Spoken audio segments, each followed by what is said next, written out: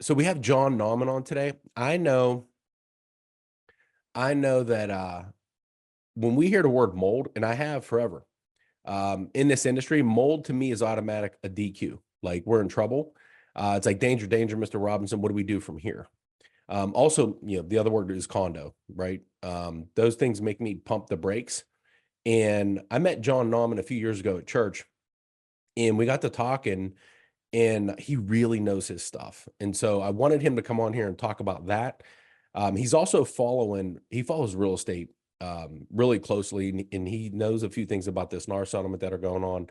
And once he's done, what I want to do is I want to collaborate as a group so we all get better together, share our experiences that we've had already with this settlement. And then I'm going to show you a screen share of options of ways for you to get paid on your buyer agent commission creatively.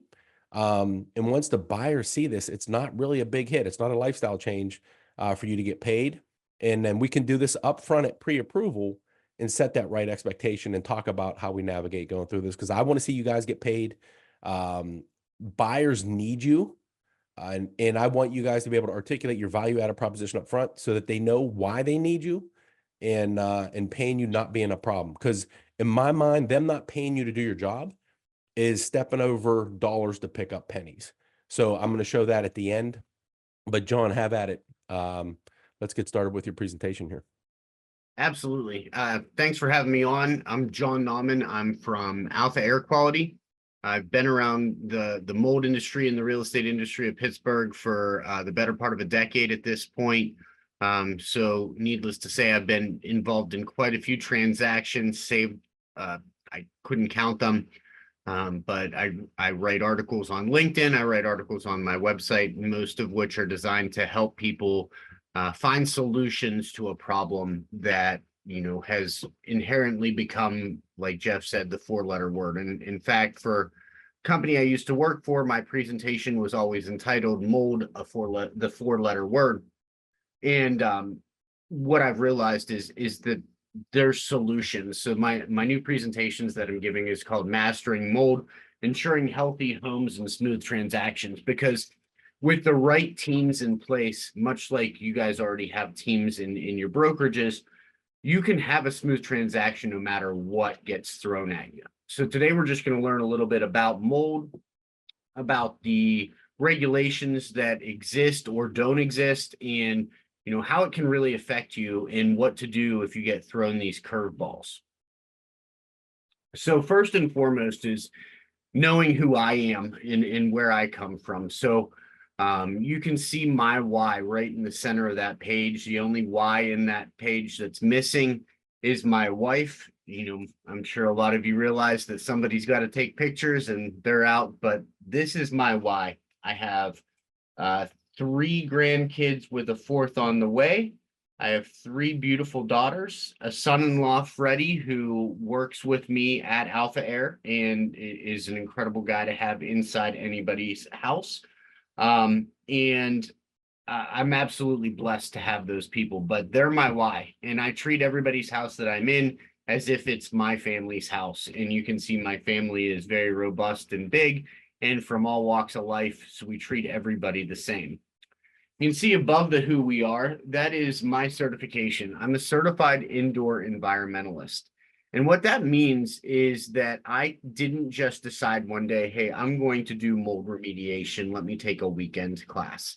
In order to even sit down for the proctored exam for the certified indoor environmentalist, I did have to have 2 full years of experience in the field. Then I had to know a book of knowledge of about 5,000 pages of all these different standards from New York State and some heavily regulated places. So there was a lot of information that we needed to know. Once I did that, I had to actually present to a board of building scientists to say, hey, I am qualified to do this. Here's my book of business. Here's referrals that show that I know what I'm doing. And then they vote to allow you to take the test or not. Then you pass, then you get to have it. So I actually tested for my first certified indoor environmentalist test 8 years ago. So I've renewed that. I'm on my 3rd iteration of that now, and I get to upgrade this year. Why that's important is because you'll see a lot of different certifications running around, especially in Pennsylvania.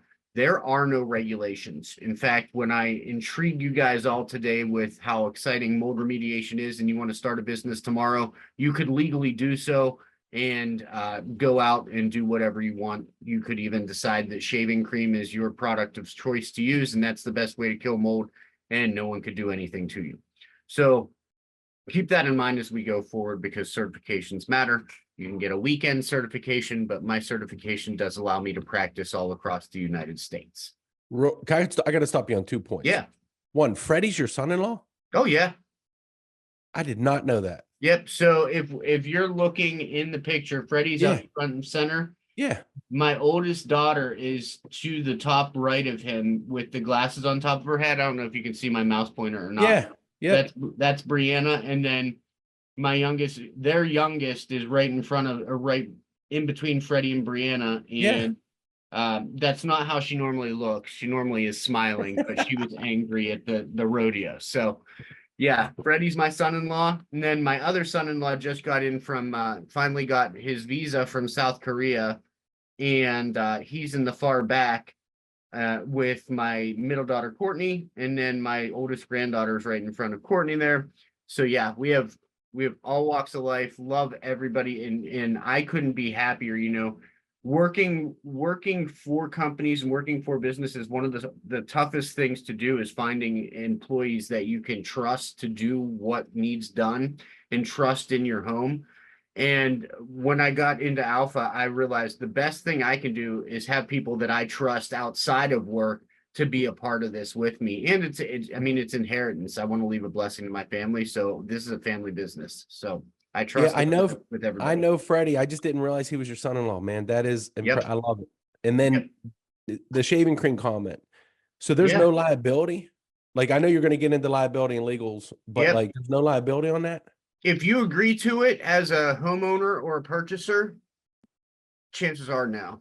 You'd be very hard pressed to sue somebody because they used something or did something wrong. Most of the liability that we'll talk about later is from disclosure or not doing what's on a contract. Okay. Those are the biggest things. I'll a little bit of foreshadowing, but the biggest one for real estate is I've had brokers say, just bleach it, don't worry about it, and we'll go from there. There's where you're getting into liability, huge liability, triple damages, and we're about 9 slides too soon on that. But that's okay. I know Jeff jumped in and asked a question. Guys, I want everybody to do the same. Everybody has lived through this. We have some people on this call who have been doing real estate for years and years and years.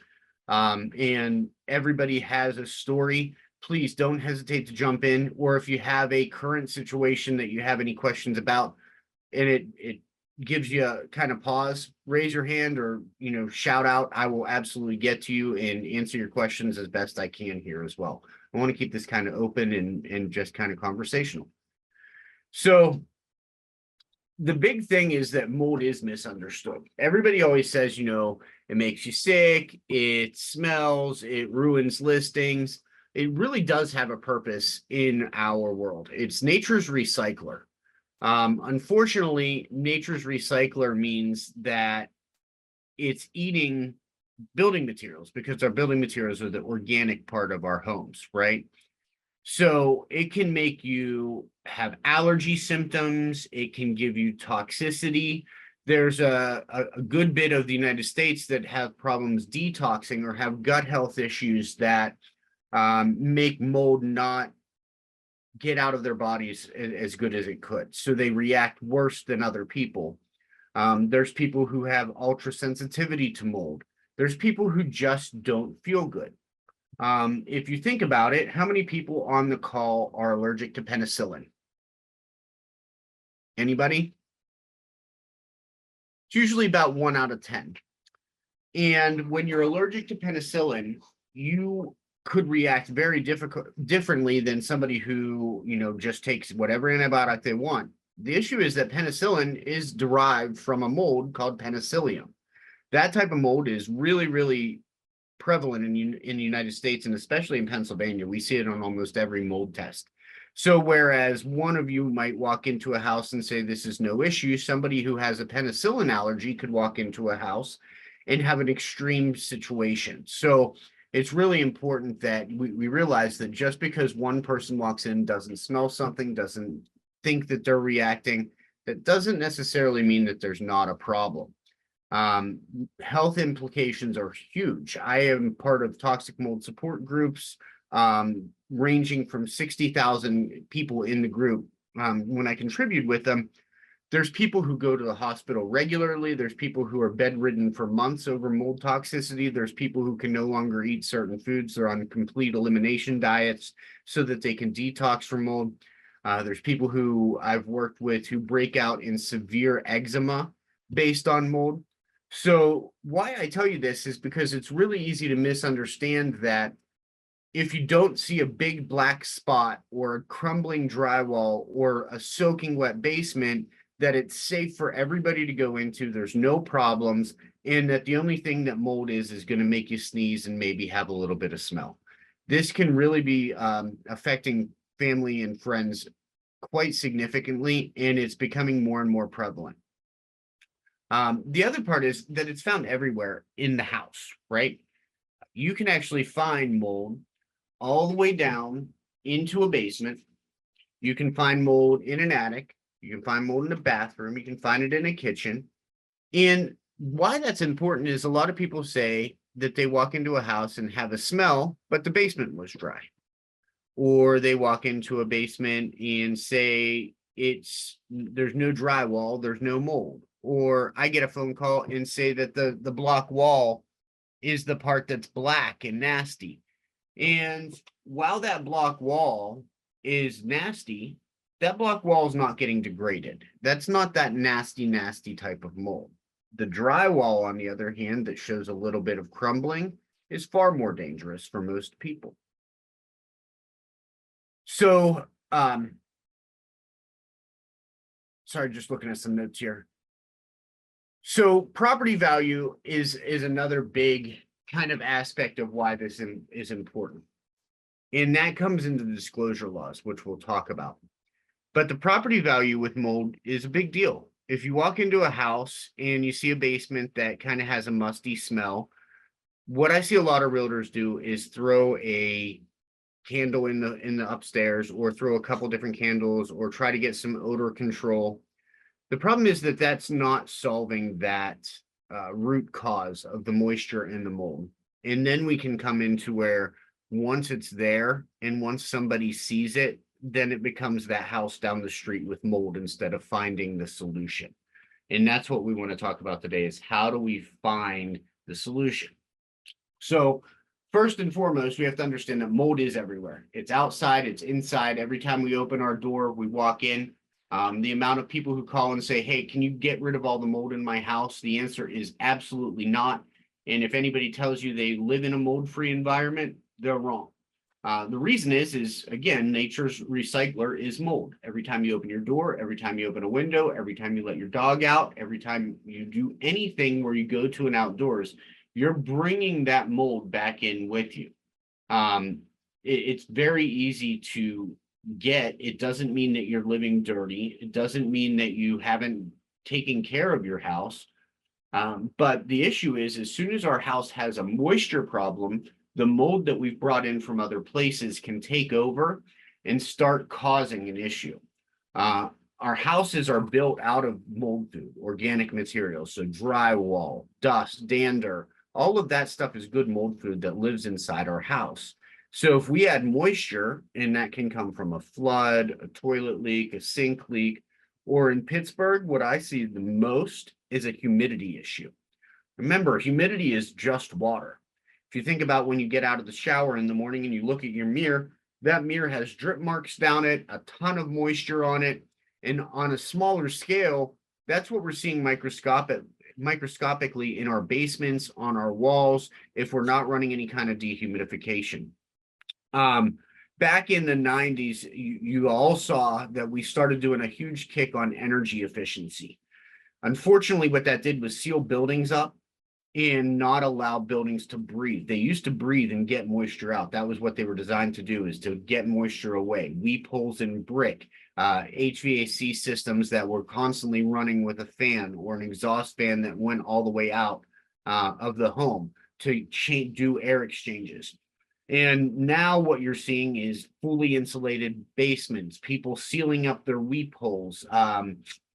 Another big example that I see is people oversizing their HVAC units so that they don't have to run as long in order to cool the air in a house or heat the air in the house.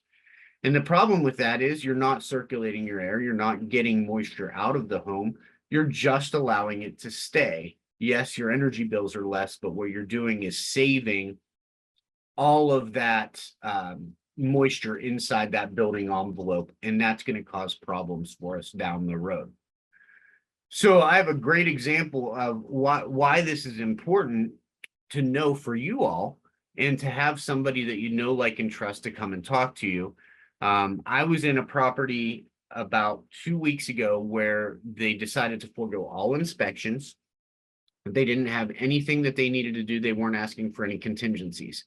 Everybody was happy. It got to underwriting. Underwriting looked at pictures. It was a remote appraisal.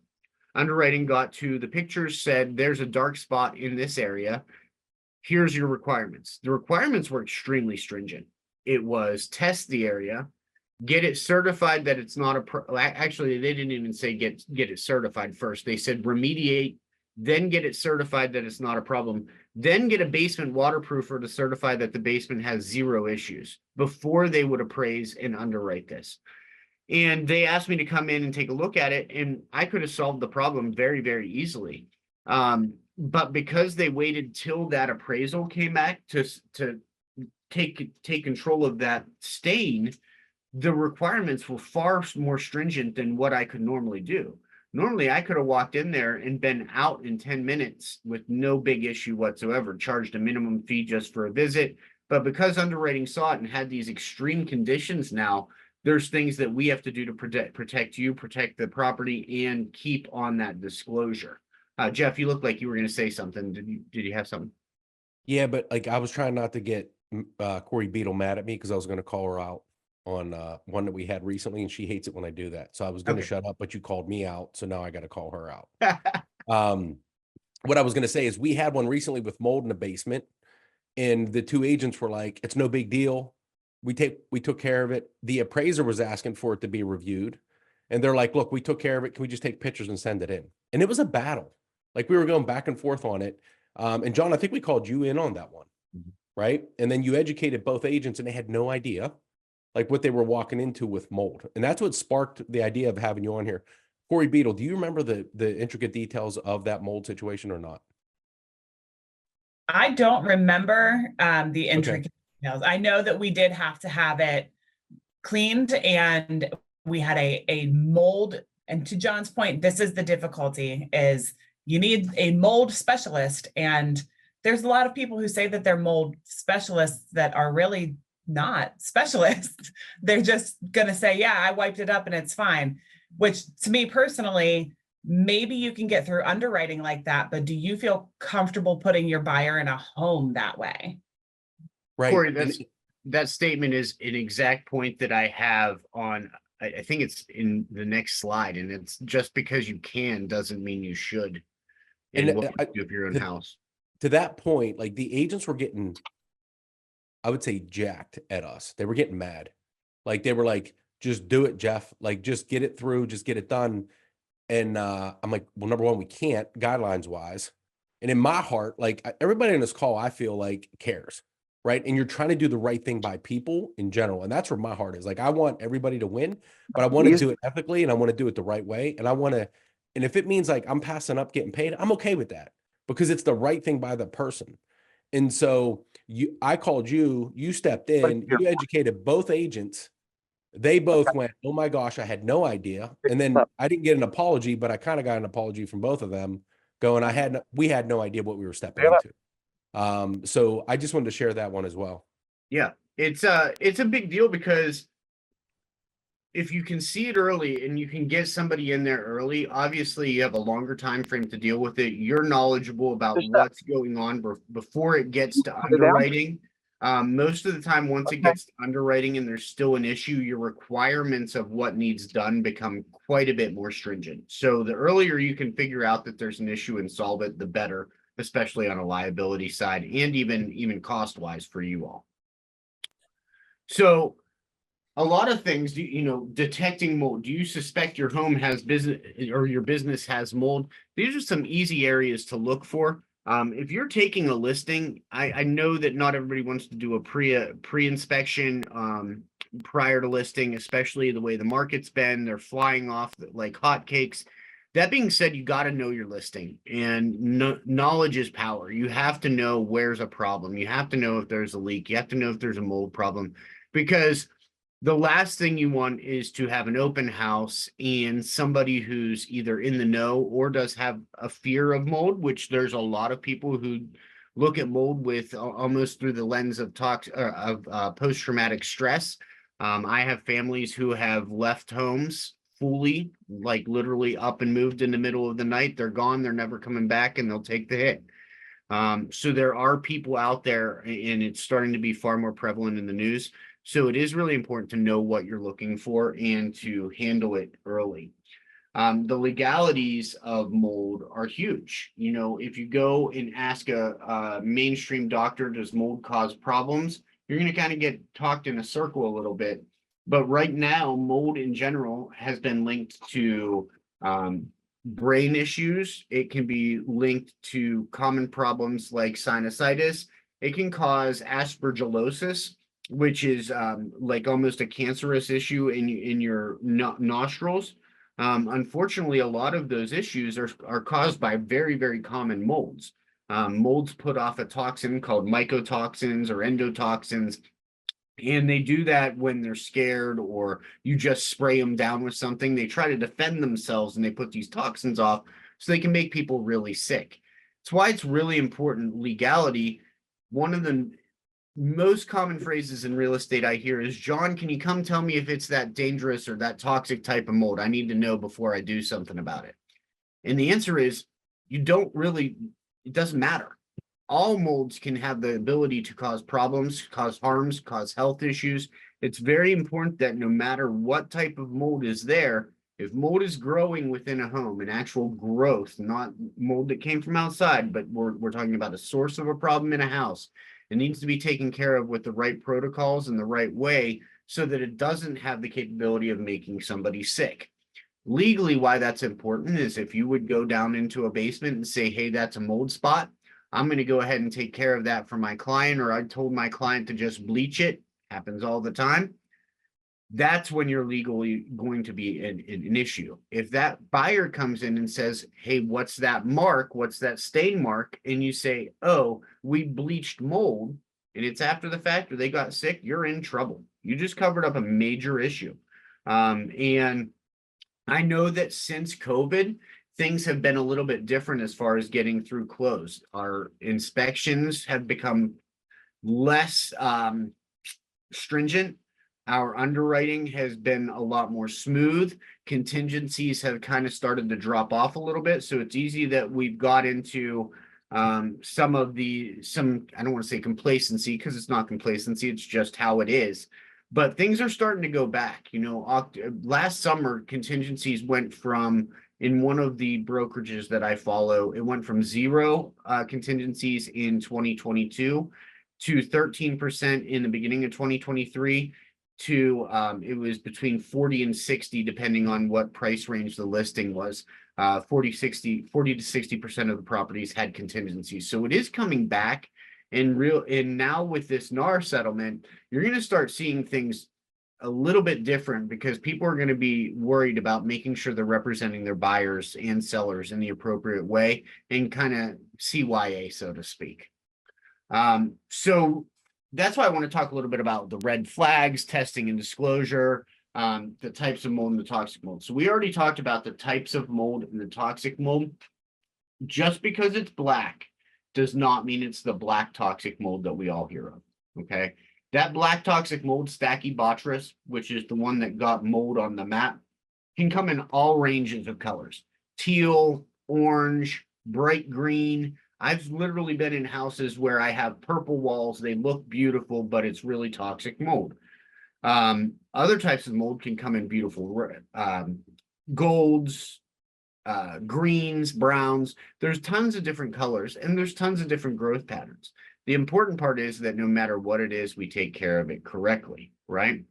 So how do we figure out where mold is? Well, you can obviously test, and there's a couple different tests. You can do air samples, which air samples are generally the accepted standard. They're going to come out, pull samples from your outside air, pull samples from your inside air, and kind of compare the two and see what's different.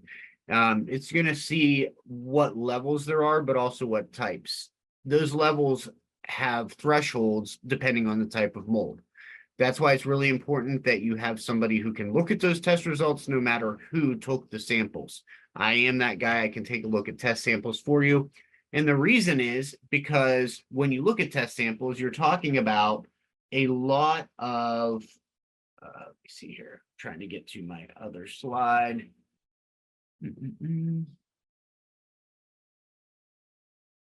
All right, I don't have that right now, but if you go to my website, I have an article and it's just entitled How to Interpret Mold Test Results. That's a really tough thing to do for clients because when you start reading your mold test results, you're seeing extremely long scientific words like scopulariopsis and Stachybotrys and Chaetomium. And when you're reading those and you're seeing numbers in the thousands or you're seeing numbers in expanded per meter cube, it can be extremely intimidating. And I will warn everybody, if you have a client who decides to start Googling that stuff, the rabbit hole that you can start going down can become very scary very fast. There are people who tell you don't step foot into the house. There are people who tell you to throw every single thing you own away. There's people who say don't ever move there, burn it to the ground. You don't want your clients to do that. You want to control the information that comes into their hand. So at the end, I do have links to my website that has some articles that'll help your clients if you do run into it. The big thing with mold is if there's water problem in the house, there is a mold problem. Whether you see the mold or not, if it's not there today, it will be there in 2. So if you know you've had a water issue, chances are that there's a mold problem. And if you don't know what you're looking at, make sure to call somebody who does know. So this is another results matter slide. This is a story about somebody who was very, very sensitive to mold, and she was very scared of mold.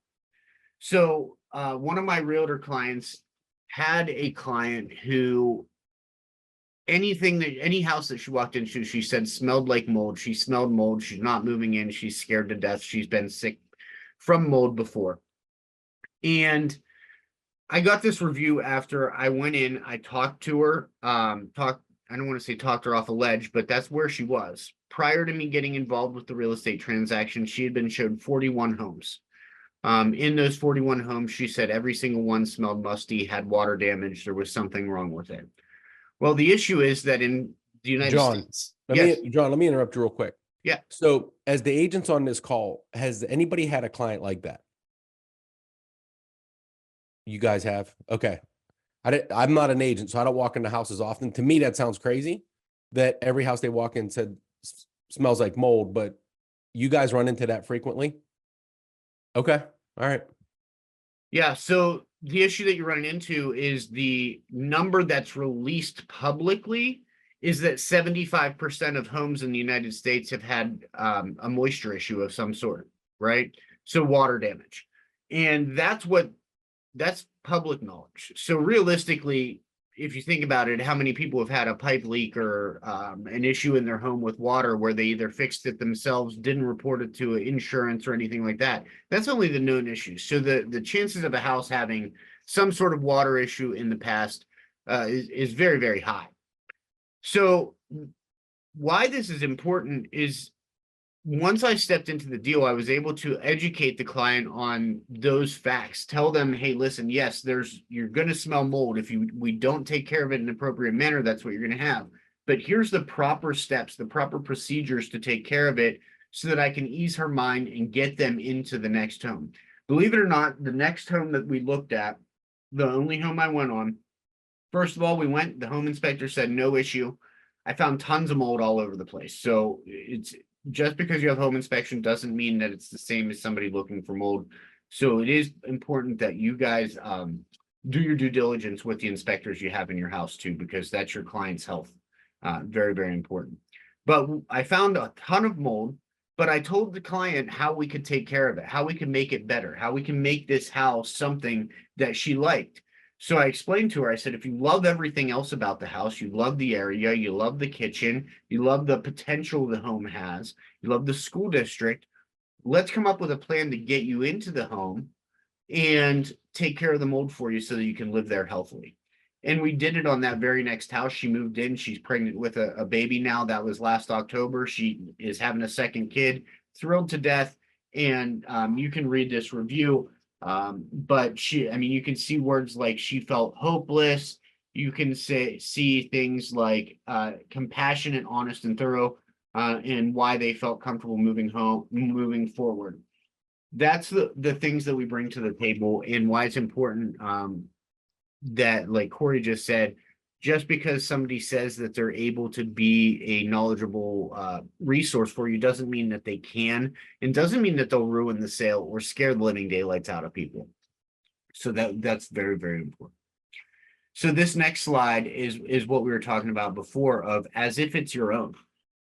This is an unregulated industry. What that means is you have everything from somebody coming in and just fogging a house all the way up to there's national companies who are preying on people's fear, telling them that we need to remove every single piece of drywall, all flooring, everything down the studs, replace your HVAC system, and then we call it a day. So there's extremes on both ends of the spectrum. And the important part is, to get around that, you have to know what you're talking about. You have to be able to go in, trust somebody, know what the situation even is. What I do for somebody who's just trying to get through a real estate transaction and needs it kind of marked off a list is totally different than when I'm going in for somebody who wants me to eliminate the possibility of mold being the cause of their sickness. Those are two totally different transactions, and we know the difference and are more than happy to help. The important part to know there is that mold remediation is unregulated in Pennsylvania. But one of the things that I'm starting to see, and you guys will probably start to see, because there's a lot more relocations starting to happen again, and there's a lot more remote appraisals and remote close opportunities, even relocation specialists from other states. And the issue is that mold's not unregulated in a lot of other states. So New York, which is right across the border, obviously, New Jersey, Florida, Texas, all of these states have mold regulations. So when you have somebody who's relocating from those states, or you have somebody who's underwriting in those states, they're going to expect that you know something that they don't, or that you're on the same page with them. I can get you guys on the same page there. Jeff, you look like you had another question. I got two for you, man. Yeah. So this just happened. I'll leave the names out of it. We had somebody under contract. They're 2 weeks from closing. The buyers drive by the house and see the owner outside smoking a cigarette. They cancel the deal. And they say, when we went through the house, like we noticed cigarette butts. We know they said they always smoke outside, but our kid had some lung issues at birth, was born prematurely, and they didn't want to put their kid in danger of being in a house that was smoked in prior to them buying it. Mm-hmm. Is that something you could speak to, or is that something that you would be called in to help with? I know it's not mold, but yeah, it's a health issue. Yeah, it's an indoor environmental health issue that you're licensed for. Correct. Yeah. So I am a certified indoor environmentalist, so I can do a lot of different things with a lot of different air quality issues. I will tell you, if somebody has smoked inside a house, it is one of the most difficult things to get rid of. It's doable, but to do it right, it is not cheap. You have to, long story short, for a smoking issue, in order to stop that nicotine from bleeding out of those walls, I'll tell the story. It was actually the first job I ever did 10 years ago. Got an odor job for a smoking house. I was so excited. I was like, this is great. I can't believe we're going to do this. Walked in with an enzyme solution, that neutralizes everything. This is why I don't rely on the best products anymore. I've learned that procedures and proper procedures are the important part. But long story short, my colleague and myself wiped down every wall with magic erasers in this enzyme, cleaned the entire house from top to bottom, and then fogged with an enzyme. The place smelled amazing when we left. The bucket of water was the nastiest thing that I've ever seen in my life. It was bright orange, like a chemical orange. It was horrible. House smelled amazing. House got through close. 8 days after we did the job, I got the phone call. Hey, why does this smell like smoke? Wow. And the reason is if you've ever smelled somebody who smoked a cigarette 4 hours ago, they still smell like a cigarette, but now it's just stale. That nicotine and that chemical soaks into skin, soaks into drywall, soaks into paint, carpet, all that stuff. So unfortunately, the only way to get around it is to do an ozoning process or a hydroxyl process, which is pumping a chemical into the house and then sealing every single piece of that drywall and floor. That means like a product like Sentinel, which you can paint over every wall, or if you can, just preemptively have them do a clean and paint with a non-breathable paint. You're basically resealing every single surface in that house so that they're no longer breathing and pulling that stuff out. That is insane. Yeah. Like that was worth the price of admission today on telling people not to smoke in the house. Yeah, do not. Yeah, of what you got to If do. they're smoking in the house, as soon as you get a listing, tell them to stop. Like So my mother's 87 years old. Her diet is cigarettes, decaf coffee, and potato chips every day. Yep. So like the chances of selling her house is like just burn it down at this point. I mean, she's been there since 1970.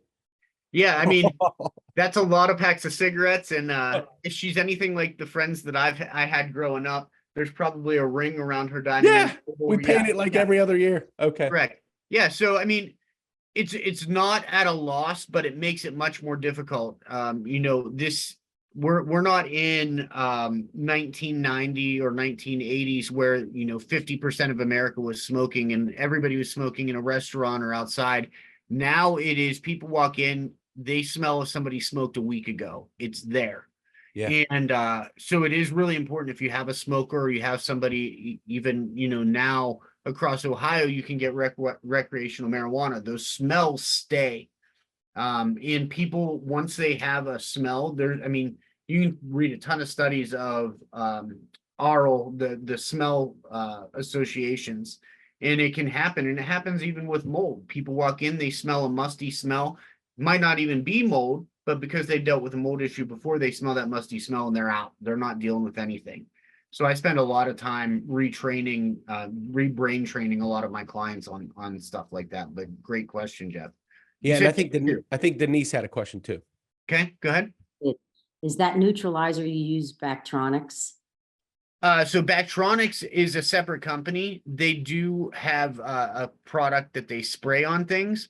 It is a product that works, but again, it's going to mask a smell. The other part is what you can have in the house. Generally speaking, I don't use anything that's not naturally occurring in a home. But everybody has their own products and everybody has their own solution. The issue is if you spray anything and that's the only thing you do, that's going to be a problem down the road. One of the things I wanted to talk about, you brought up spraying things, and that's the just because you can doesn't mean you should, right? So let me ask everybody this. Has anybody ever had a dog make a mess on their carpeting? Yeah, pretty much everybody. And when that happened, I'm assuming every single one of you went to the cupboard, got Lysol, and sprayed it and left it, right? No. Why? Why did I not get Lysol and leave it? Yeah. Lysol kills 99.9999% everything. Yeah. Correct. You have to remove organic material from your home. Mold is the only thing in your house that I've ever seen anybody look at and go, oh, if you spray it, it's dead. It's no big deal. There is no way on earth that I would be comfortable having that patch of black mold sitting behind me, no matter what you sprayed with it. Next Mhm. time you think of that, if you're in a home and you say, we could just spray it down, no big deal. Think of what that would be if that was under your daughter's pillow.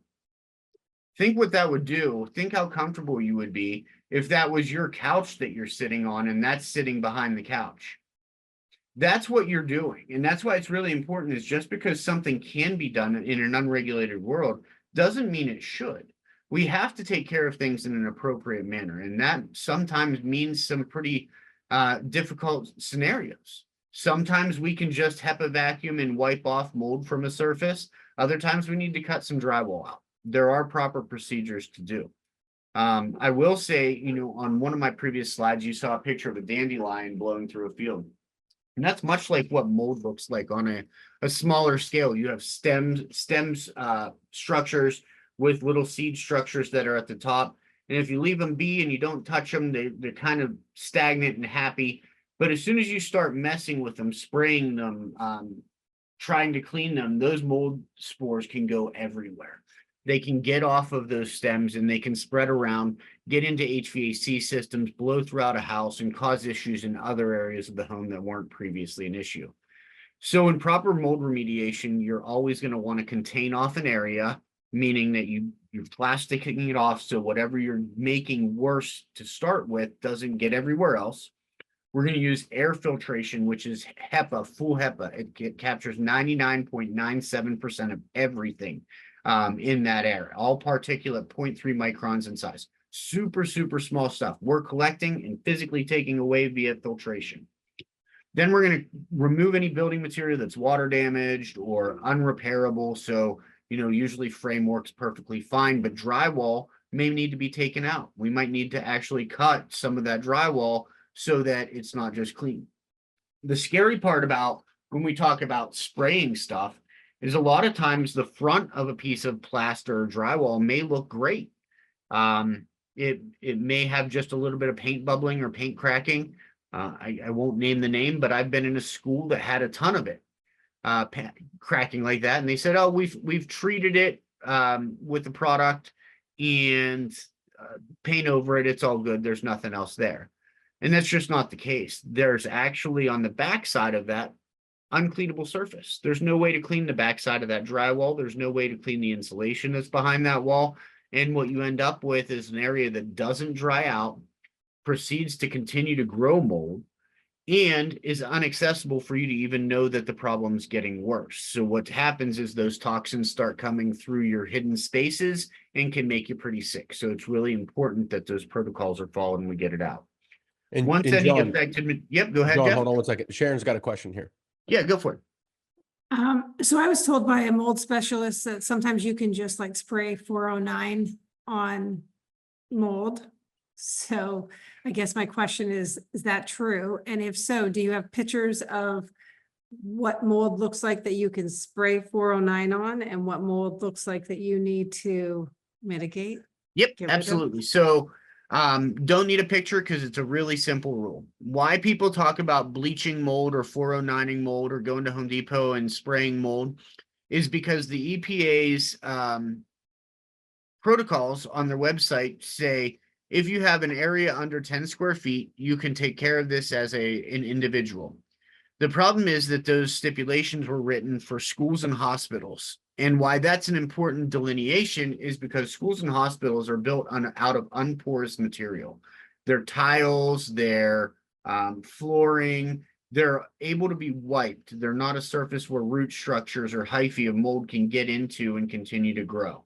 Unlike our houses where you have drywall, wood floors, cabinetry, particle board, press board, all of those things are porous, and when they get wet, you can't clean in those little cavities. So the delineation for you, Sharon, is if it's a porous surface, don't clean it at all. If it's a bathtub, go ahead. If it's the basement floor, go ahead. But when we're talking about what needs to be cleaned, if it is a porous surface, stay away, have a professional come in and take care of it. And one of the big reasons with a 409 or a chlorine dioxide, anything that has bleach in it, right? A hypochlorite mix. What happens is those surfaces get cleaned. So we're taking the top off of those mold. Remember, we'll use the dandelion kind of analogy again. We have the stem of the dandelion and then that ball. When you wipe it with a bleach, there's no surfactant in the bleach, and it takes a lot of bleach to kill just that little top of the ball. So what we're doing is basically cutting that stem and leaving the stem of the mold and the root of the mold in our surfaces, because there's nothing that's getting down to kill it. And then the byproduct, what's left over after the bleach kills that top part of the mold, is water. So what we've done is left a really wet surface on a root structure. So I know I keep going back to dandelions, but the same thing. If you've ever had your lawn look like you have a lot of dandelions in it, mow the grass and it looks great, and then it rains that night and you end up with a ton more dandelions. That's what happens when you bleach your 409 a porous surface. I've been in attics, especially where somebody took a mop with bleach on it and tried to bleach some of that black staining. And when I came down the line in the transaction, you could actually see the mop stripes. It looked like a rainbow of new mold growth. Oh, wow. So yeah, if it's a porous surface, best to leave it to the professionals. Don't worry about trying to clean it. We'll take care of it. And John, Kendra has a Kendra? question. Yep. Hi, I was also told that, I guess, as opposed to anything that can be cleaned with bleach or whatever, to use vinegar instead. So what's the deal with that? So vinegar is one of the top kind of products that talks about killing mold. Again, we want to talk, we want to kind of retrain our brains. Our goal is not to kill it. Our goal is to remove it. We want it gone from the property. We don't want it to be there anymore. Why is that important? Again, you'll find no matter where you encounter me, I'm an analogy guy. So when we talk about killing things versus removing things, if you have a dead mouse in your basement, you're happy it's dead, but you don't stop there. You take it and you throw it out of the house, right? So we need to do the same thing. Vinegar is a great non-toxic product that helps clean mold. It has some acidic effects. It can be used, and it's a natural product to do so, but it's only one step in the process, Kendra. Great question. Lisa, it looks like you have a question. Yeah, I have two questions. Yeah. So I've heard, now since we're talking about products that kill mold, peroxide was better than bleach and anything else to actually kill the mold. Yeah, so when I first got into the industry, I worked for a company who fully focused on, it's a good company. It's still a national franchise, but what they focused on is we have the best product that came to the market. Our product's going to kill every type of mold, 99.69. So that's how good it is. It kills it all. And I thought that was amazing until I came into the market and started marketing it. And then it was really odd to me because the very first job I went to, they said that the other people said the exact same thing about their product. And as I've moved forward and started looking nationally and looking at all these millions of companies, and even if you go in and look at your shelf in Home Depot, everybody says that they can kill all this mold and that their product's the best. So what I realized is use whatever product you're happy about to kill mold, but it's only one step in the process of doing the proper remediation. I personally use a product called BAC. It's thyme oil based, fully natural. There's not even pesticides used when they grow the thyme for it. That's great. And for my clients, that's what works. It makes them feel safe. The EPA uses hydrogen peroxide at a high percentage. I will tell you, people who say that they're coming in and spraying 13% hydrogen peroxide on all your surfaces and doing it over and over again, they're not. And the reason I can tell you that is I have 5% hydrogen peroxide right here. And if I put it on my hand at all, my hand's going to turn white. It will burn you. 13% is no joke. So ask, what is this going to do to my stuff? Oftentimes what I tell everybody is in any situation, but especially when you have a contractor into your home or your listing, put your thinking cap on and see if what they're saying makes sense. It's easy to hear that somebody has the best product or somebody has the best this. Put it through your thinking cap and see if what they're saying actually makes sense. If they're telling you they're doing all of this work and everything's going to be good and it's going to take them 35 minutes, something doesn't add up. And I've seen it over and over again where somebody, quotes to do a full remediation where they're coming 4 out of 5 days in the week. Oh, and your bill is going to be $600.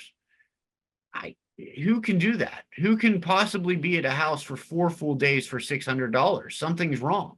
And that doesn't happen. So put your thinking caps on when you see this stuff.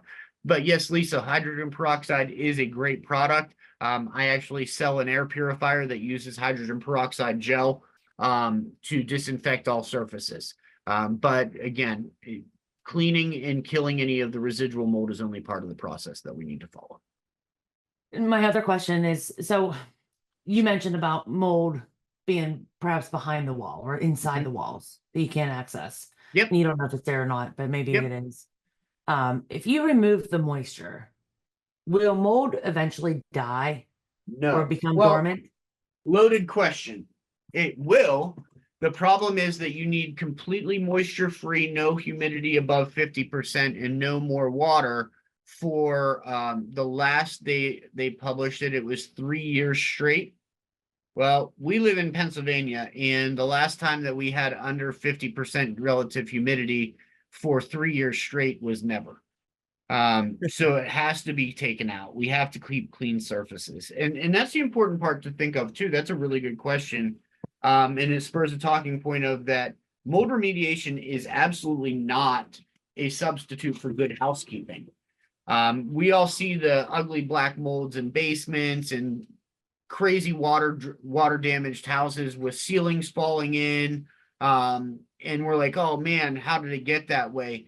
But I'll be honest, the majority of things that I deal with, and they're not cheap, are places where people just didn't have good, clean, healthy, ongoing maintenance for their home.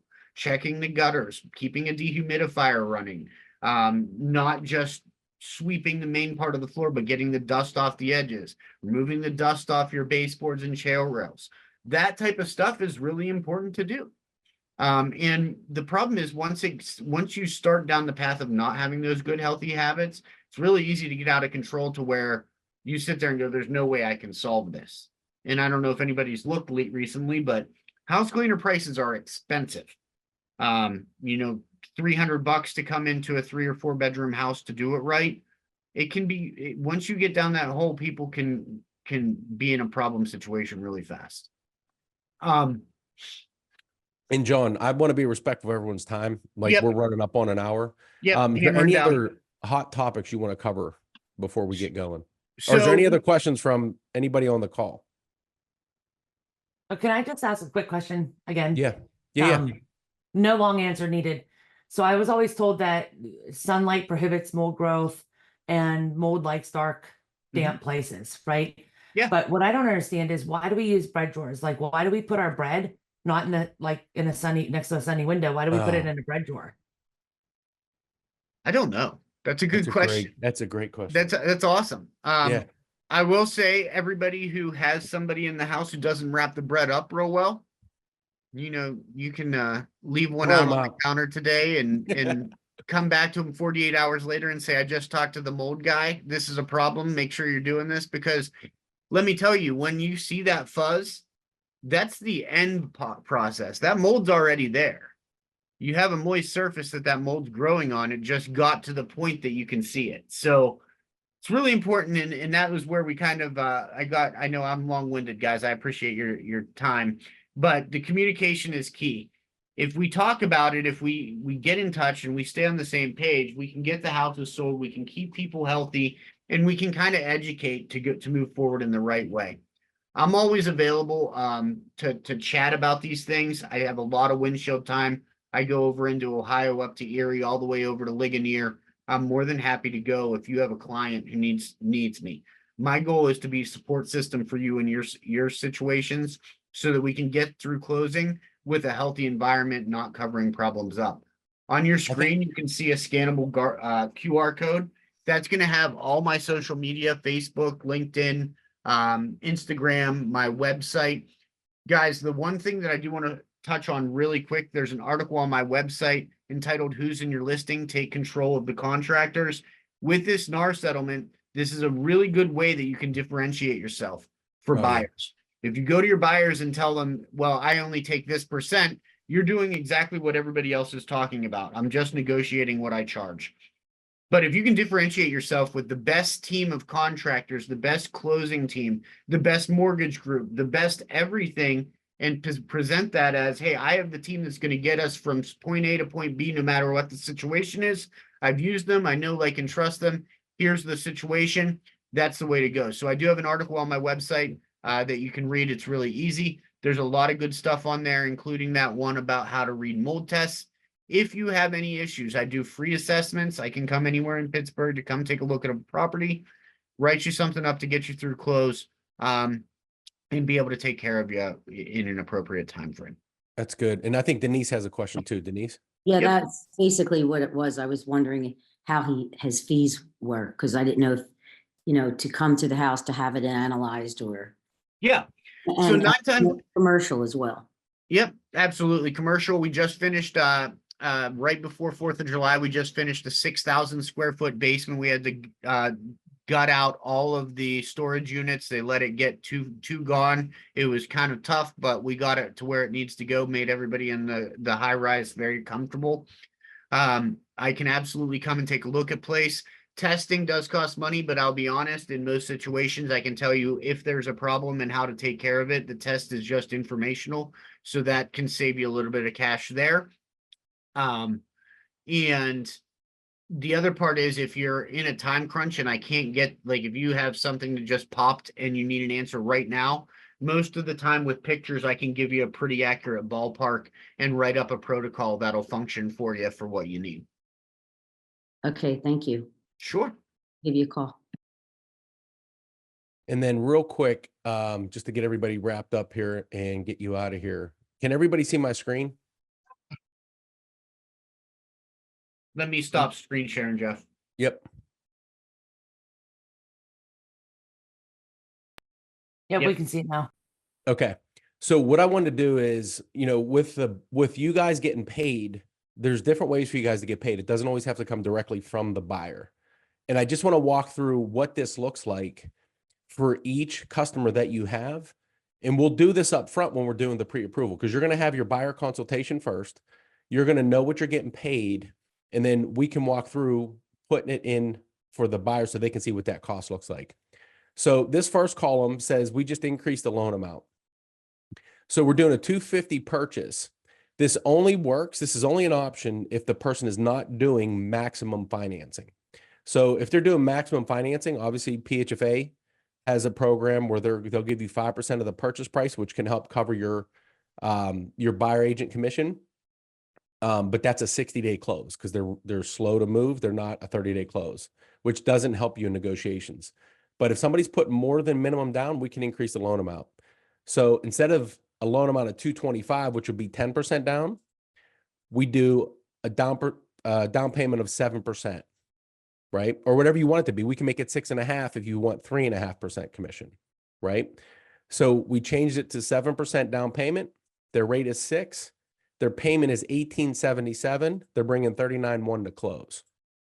In comparison, we can say, hey, we can increase the purchase price, kind of like what we do for Seller's Assist. So we raise the purchase price from $250 to $257.5, which is 3%. Their loan amount, putting 10% down. Their payment is $1,872. They're bringing $39,900. So if you compare the two, the monthly payment is about the same. It's $4.68 difference between those two options. And the cash to close is within the margin of error. So not a big deal. If the buyer wants to pay it straight up out of their pocket, they can do that too.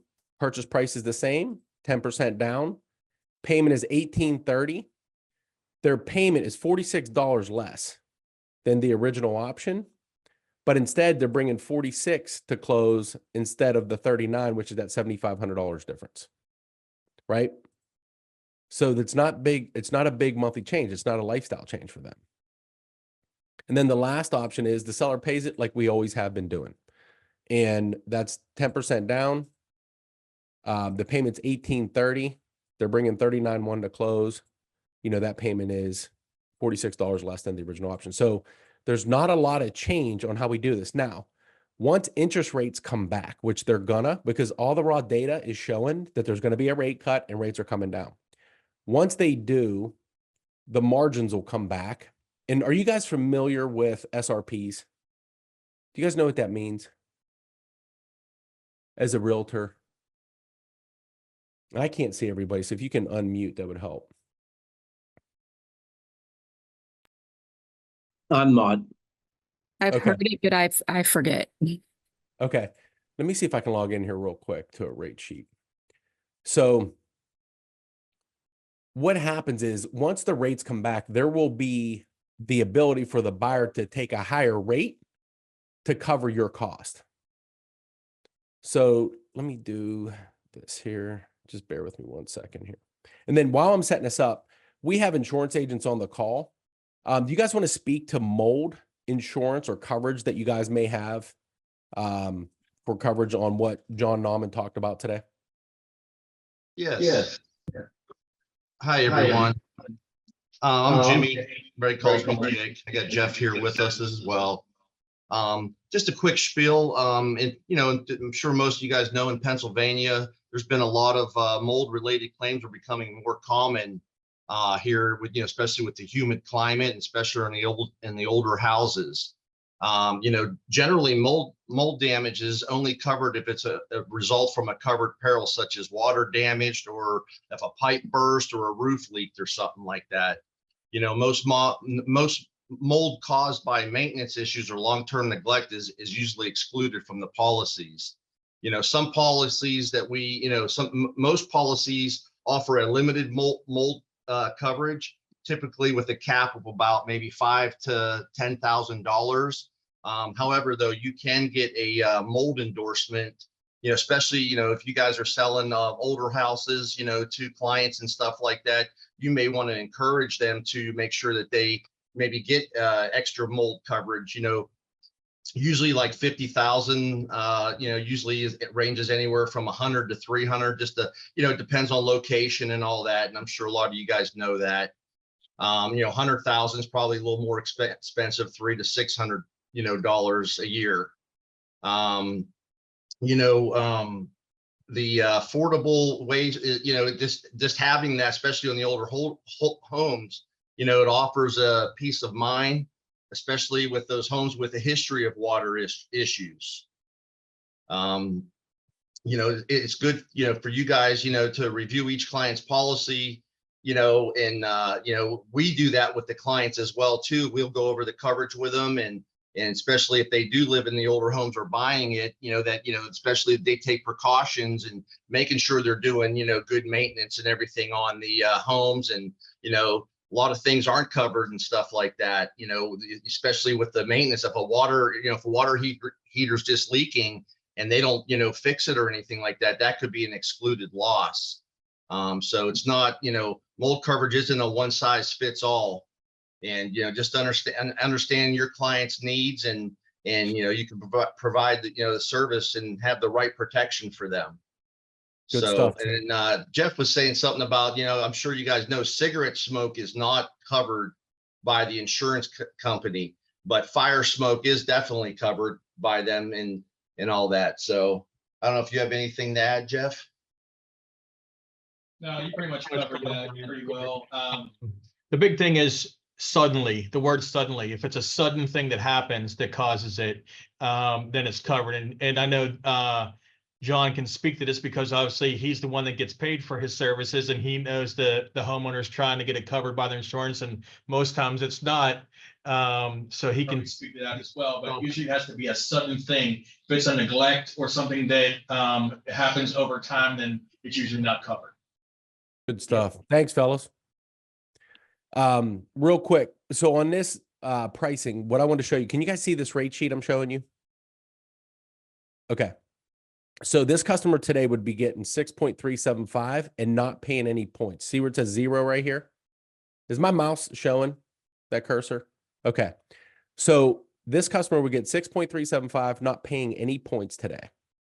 Now, if we wanted them to pay for 2.5% of the broker agent commission, we could give them 8.125, which is awful, but that is a way for them to pay for your commission. And I would put that in that previous comparison chart to show that that's an option for them. Now, These spreads that you're seeing here right now have been horrible for the past 2.5 years. There's nothing there. Prior to 2.5 years ago, we wouldn't have to go all the way to 8.125 to get 3%. You guys follow me on that one? Okay.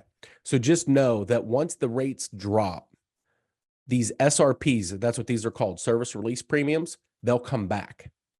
And that we'll be able to do that as an option as well. And it won't be as expensive as some of the other options. And it's a choice, right? And I'm always amazed whenever what I think is the right loan for the customer, and then I show them the video of their options, they pick something else. What they want is right. When they say it, it's true.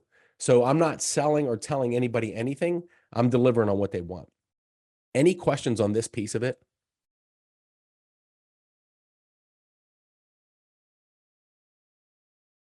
Any questions in general before we wrap up here?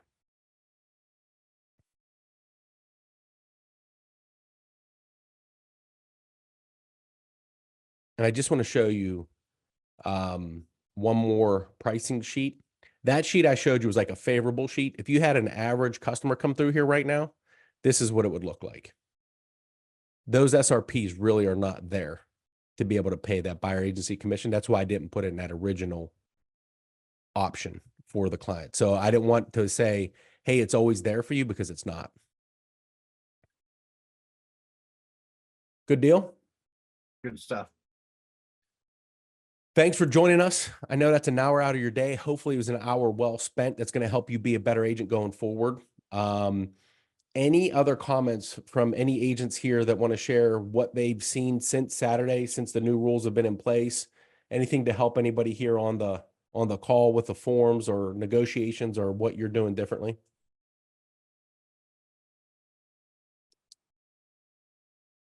We're good? Yeah. Jeff, I can probably say something, that some agents are decoupling, some agents are doing the old standard way. And I think you just have to go in, with your best foot forward, with your client. Yeah. Because I've done some adding commission to the contract and then having the buyer pay some of the commission. And some buyers are they have the money and they're bringing it to the table. So, I just lost out on a multiple offer situation because my buyer didn't have all the cash, to come to the table with, even though the seller was still offering commission. Oh, wow. Good deal. And how's your buyer consultations going now? Because I know you started doing them. To be honest with you, I really, because this just started on Saturday, which I've been doing it before, but I've been getting more referrals.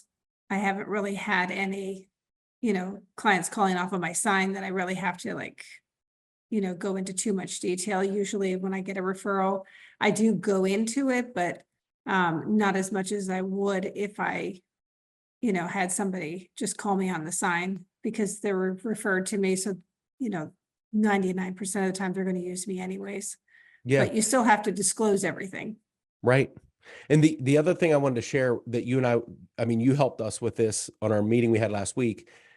Anybody on this call as a real estate agent who hasn't used our Quick Qual app, just so you know, once we get somebody pre-approved for you, we give you a link and your customer a link so they can print their own. When they're shopping for houses, all they got to do is put the purchase price and the taxes in, and they'll know what their monthly payment is and their cash to close. And it's super simple. Then they can print their own pre-approval letter right there. And you can too as an agent, because the two things that'll help you win and your customer win is speed and certainty. And so one of the fields that I'm working with the programming company about is the buyer agency commission. Because what Sharon was saying, Sharon, if you don't mind me sharing what you're doing, if the listing agent is offering, say, 2.5 and Sharon's getting paid 3, she'll change her buyer agent commission to 1/2 being charged to the buyer. So now it's we're going to make it an editable field based on the property they're looking at. So there's less friction. You won't have to call me and go, hey, I need another cost sheet. Neither will your buyer. So they'll have their true numbers right in front of them. If it's 1 o'clock in the morning on the weekend or whatever, so that they can have speed to getting their pre-approval letter in and getting their offer accepted while everyone else is calling their loan officer for an adjusted cost sheet. So just know that that's something that we have going too. I was gonna say, if people aren't using Jeff, you know, you guys are amazing as a team, but your app is like unbelievable. Yeah. Like, I just love your app because I can use it at 11 o'clock at night and not have to text you while you're sleeping going, get the fuck up. I need a pre-approval letter.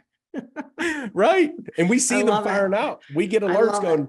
there's a pre-approval being sent. There's an offer being sent. Like it's just, I love it too, because Mhm. it increases accuracy, it increases transparency, and it increases speed. And so it's a beautiful thing. But that's only one part. Your team is Yeah. amazing. Yeah. Yeah. Anybody else? One thing that I just wanted to say was I'm seeing a lot of like unweariness amongst agents with the changes and whatnot.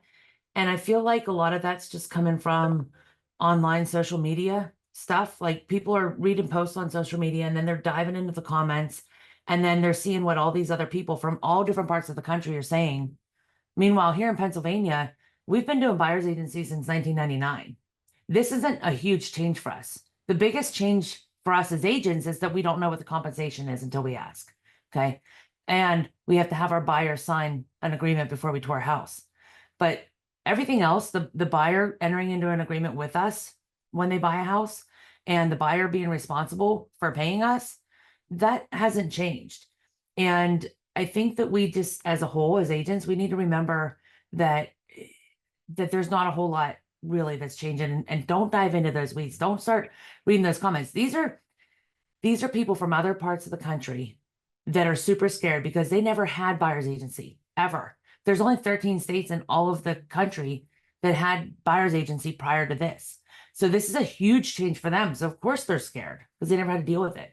But like I'm saying, just don't get into the weeds of it. We don't need to be scared about it.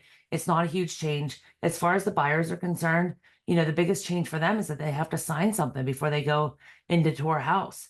But they've always had to enter into a buyer's agency agreement with us at some point before they agreed to buy a house. Lisa, I'm glad you said that. I did not know that about Pennsylvania. I was talking to an agent out of Florida who said what you just said.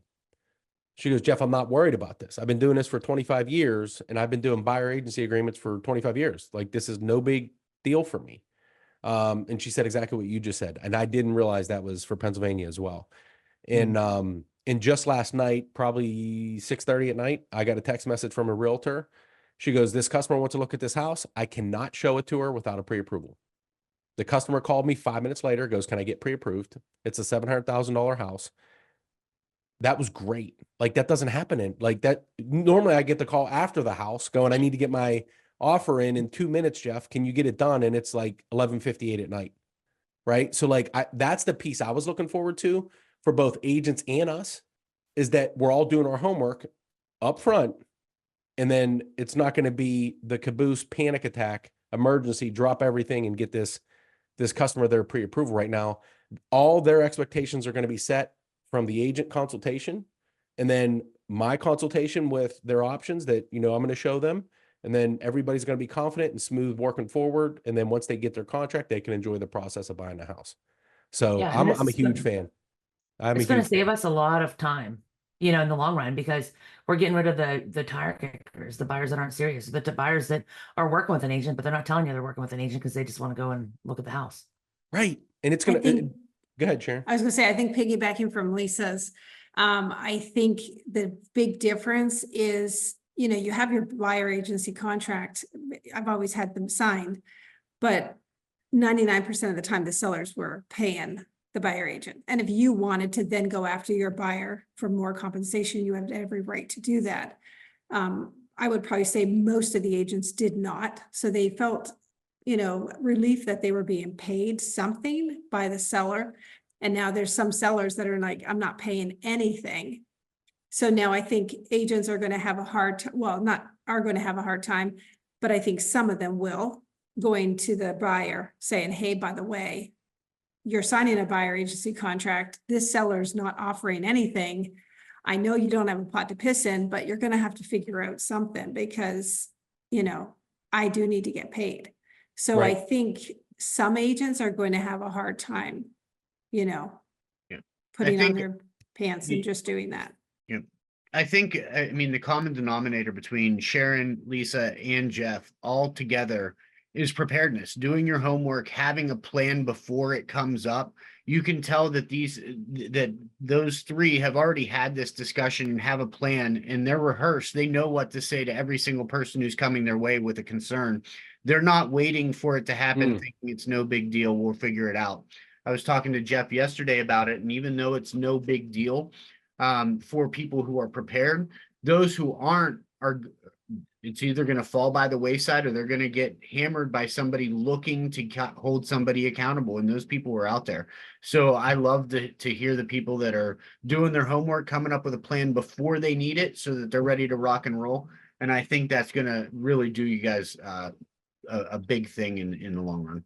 Yeah, And it all John- starts with knowing what your value is. If you know what your value is, you can articulate it well, and you have confidence when you're talking to the buyers and you're expecting the buyer to be responsible for your compensation. But if you don't have value, if you don't know what your value is, you're just a door opener, and perhaps you need to reevaluate, what you're doing there, working with buyers. I love that. And John, to your point, like there's a book out there. If you haven't read it yet as a real estate agent, you need to. It's called Exactly What to Say by, what's his name? I met him like, there it is for Yeah, real Phil estate agents, Jones. Lisa. Phil Jones. Phil Yeah. Jones. So I went to an event like 8 months ago and I'm hanging out with him at lunch, not knowing who he is, not even knowing he's like a speaker. I'm just sitting at the table or chit chat, whatever. And then he gets up in front of the stage and he starts talking. I'm like, holy crap. I was just hanging out with this guy. Right. And then I've heard him twice now. And I used one of his lines last night. There was a customer that called me. She said, I'm not getting pre-approved till February because of X, Y, and Z. And she went down this whole list of why she's not going to get pre-approved right now. And one of his things says, what makes you say that? And I said to her, I go, well, what makes you say that? And she starts stuttering and she goes, I don't know. And I go, well, now's the time you need to get pre-approved. And I start walking her through why she needs to. And here she made application last night. The agent calls me and goes, how did you get her to make application right now? And she said she wasn't doing anything till February. So there's simple things that you can say differently. And it's not manipulation because you're actually trying to help her. Because I told her, if you apply now, I can fix your credit. If you apply now, I can look at your mortgage qualifying income. If you apply now, I can do all these things to make sure you get into the right loan programs instead of waiting until the last minute and you find a house and I'm scrambling just to get you financed. And there's more to it, but read that book and then use that in your buyer consultations as well and just practice it on your friends. Yeah. And Phil Jones says, the time to figure out what to say is not in the moment.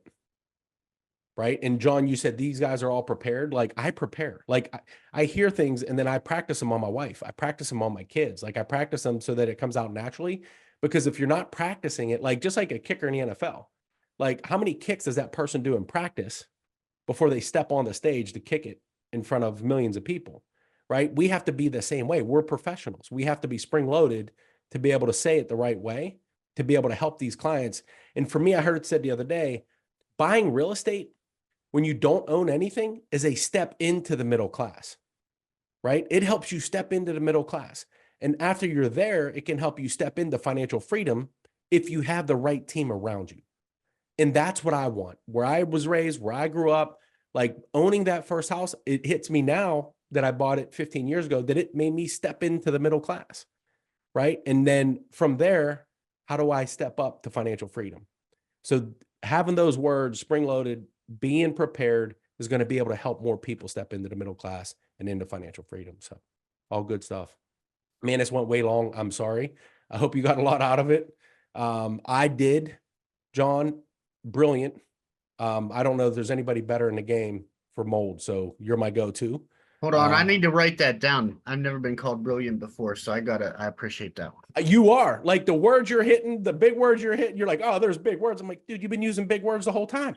Like, how much bigger can they get? Right. Well, but yeah, I great job. appreciate being here. Yeah. You know, having all you guys, especially in this transitional period for real estate with the settlement. I appreciate everybody being on.